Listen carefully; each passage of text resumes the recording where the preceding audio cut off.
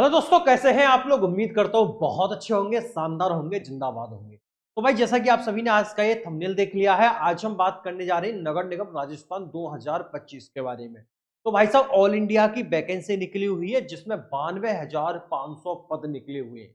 अगर आप भी इसके फॉर्म को अप्लाई करना चाहते हैं तो जल्दी से जल्दी बहुत बड़ी खुशखबरी निकली हुई है। भाई साहब, आपका नोटिफिकेशन आउट हो चुका है। अगर आपने 10th पास कर रखी है तो आप इसके फॉर्म को अप्लाई कर सकते हैं। आप भारत में कहीं भी रहते हैं, आप इस फॉर्म को अप्लाई कर सकते हैं। 52,500 इसमें पोस्ट निकली हुई है। चलो मैं आप लोगों को एक बार डिटेल में बता देता हूँ। राजस्थान कर्मचारी चयन बोर्ड जयपुर में ये वैकेंसी निकली हुई है प्यारे दोस्तों। अगर मैं बात कर लेता हूँ, चतुर्थ श्रेणी कर्मचारी सीधी भर्ती 2024 की है। इसमें मैं बात करना चाहूंगा कि भाई साहब, आपकी जो वैकेंसी निकली हुई है, आपकी वैकेंसी निकली हुई है 52,453, 52,500 पद आपके सामने निकले हुए हैं, जो कि आपके गैर अनुसूचित क्षेत्र में यानी कि आपके जनरल एरिया में 46,931 है और अनुसूचित क्षेत्र में आपकी 5,522 वैकेंसी निकली हुई है। इतनी ढेरों सारी वैकेंसी आप सभी के सामने प्रस्तुत है नगर निगम की तरफ से। चतुर्थ श्रेणी कर्मचारी की ये भर्ती है भाई साहब आप लोगों के सामने, और ग्रुप डी की ये भर्ती रहने वाली है। ग्रुप डी की ये भर्ती रहने वाली है। चलिए आगे की मैं बात कर लेता हूं। अगर मैं इसके फॉर्म की अप्लाई करने की जो फीस है उसकी बात कर लेता हूं। अगर आप इसके फॉर्म को अप्लाई करना चाहते हैं तो राज्य के निर्धारित ई मित्र कियोस्क से भर सकते हैं या जन सुविधा केंद्र से आप इसके फॉर्म को अप्लाई कर सकते हैं। इसकी जो फीस रहने वाली है 600 रुपए इसकी फीस है साथियों। अगर मैं इसकी राजस्थान के अनुसूचित जनजाति, विकलांग, अन्य पिछड़ा वर्ग, अति पिछड़ा वर्ग एवं आर्थिक रूप से कमजोर वर्ग के लिए जो फीस रहेगी वो 400 रुपए रहने वाली है, और दिव्यांगजनों के लिए भी 400 रुपए फीस रहने वाली है। चलिए, ये तो बात रही आपके फॉर्म शुल्क की। आगे मैं बात कर लेता हूं इसमें सैलरी कितने मिलने वाली है। जब ये फॉर्म निकाला गया था, जब इसका नोटिफिकेशन आया था, तब 7वां वेतन के अनुसार इन्होंने ये बोला था चतुर्थ श्रेणी कर्मचारी पद हेतु मैट्रिक जिसने कर रखी है, लेवल फर्स्ट की जॉब रहने वाली है, यानी ग्रुप डी की ये जॉब रहने वाली है, तो 7वें वेतन के अनुसार आपको सैलरी मिलेगी, जो कि 7वें वेतन के अनुसार जो सबसे मिनिमम सैलरी होती है वो 30,000 से स्टार्टिंग होती है, प्लस इसमें भत्ते अलाउंसेस वगैरह ऐड हो जाते हैं, तो 30 से 35,000 आपकी स्टार्टिंग हो जाती है। अगर मैं इसमें 8वां वेतन और जोड़ देता हूं, अब भाई 8वां वेतन आ चुका है, तो 8वें वेतन के अनुसार आपकी जो सैलरी 40 से 50,000 के बीच में आपको यहां मिलेगी, प्लस अलाउंसेस इसमें और ऐड कर दीजिएगा। तो ग्रुप डी में भी अच्छी खासी सैलरी आपको यहां देखने को मिल जाएगी। अगर मैं इसकी आयु यानी कि एज की बात कर लेता हूं, मैं सारी बात करूंगा।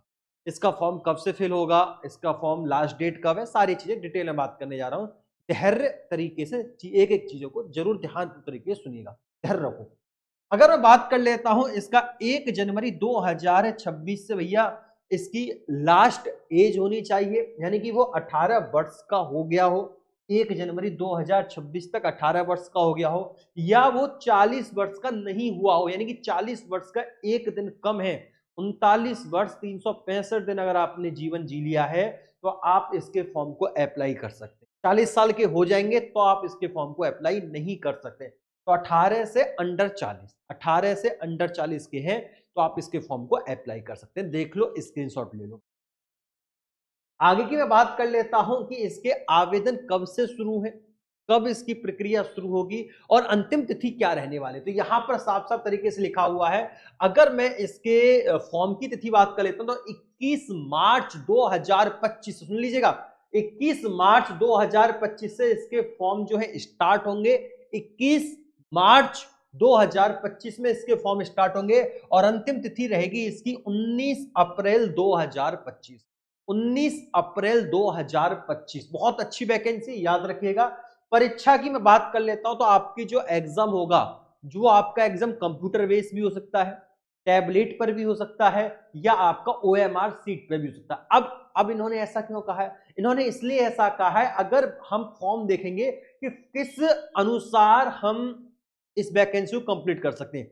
कम फॉर्म आए तो कंप्यूटर बेस्ड कर देंगे, और कम आए टैबलेट बेस्ड कर देंगे। अगर ज्यादा फॉर्म आ गए तो फिर ओएमआर पर करना पड़ेगा, और 52,500 वैकेंसी है। तो इसका मतलब ये निकला है कि ऑल ओवर इंडिया में से हर एक बच्चा इसका फॉर्म अप्लाई करेगा और इसमें लाखों कैंडिडेट इसमें फॉर्म फिल करने वाले, करोड़ों भी हो जाए तो कोई दिक्कत वाली बात नहीं, करोड़ भी फॉर्म इसमें हो सकते हैं।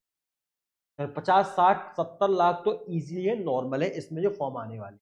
अगर इसमें करोड़ की बात करूं तो वो भी कम नहीं है, जहां करोड़ों भी फॉर्म इसमें आ सकते हैं। 52,500 वैकेंसी और ऑल इंडिया की जॉब है, मेल एंड फीमेल के लिए। पूरा भारतवर्ष में हर एक व्यक्ति इसके फॉर्म को अप्लाई कर सकता है। चलिए, अब बात आती है इसका रिटन एग्जाम कैसा आता है, कैसे क्वेश्चंस आते हैं, क्या क्या सब्जेक्ट आता है, सब बात बताऊंगा डिटेल में, बताऊंगा हर चीज। अब देखो इसके सब्जेक्ट पर आगे इसके जो क्वेश्चन आने वाले हैं, कुल 120 क्वेश्चन आएंगे। कितने क्वेश्चन आएंगे? 120 क्वेश्चन, प्रति क्वेश्चन 1 मार्क्स का रहेगा, तो 2 घंटे का हमें समय भी मिलने वाला है। यानी कि 120 मिनट में 120 क्वेश्चन हमें यहाँ सॉल्व करने हैं।